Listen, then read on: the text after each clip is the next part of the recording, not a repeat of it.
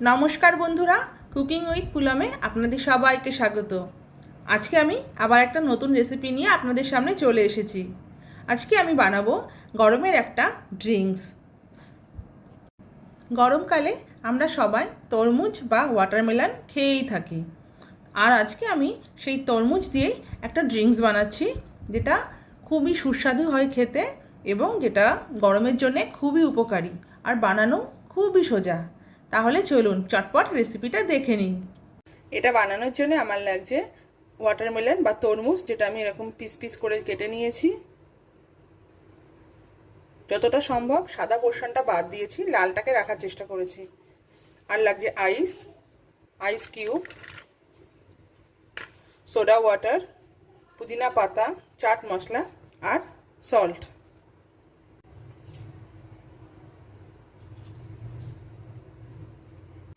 আমি সব তরমুজগুলো এর মধ্যে দিয়ে দেবো।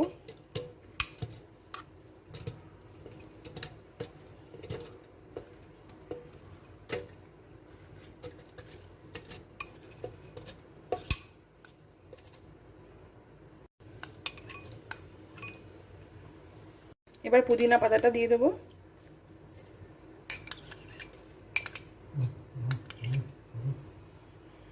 চাট মশলা দেবো।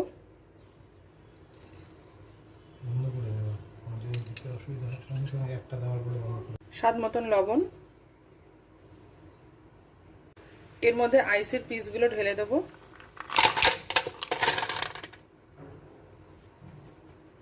সোডা ওয়াটারটা এর মধ্যে দিয়ে দেবো।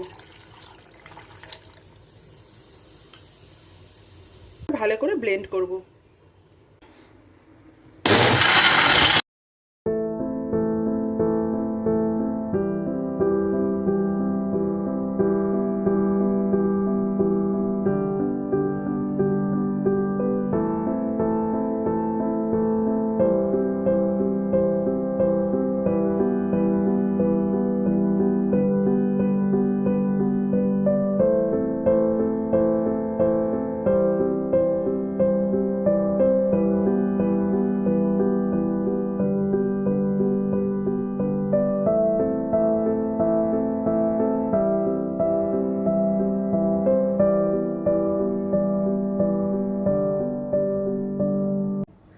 আর যদি আমার এই রেসিপিটা দেখে আপনাদের একটুও ভালো লেগে থাকে, তাহলে অবশ্যই আমার চ্যানেলকে সাবস্ক্রাইব করে পাশে থাকা বেল আইকনটা প্রেস করবেন,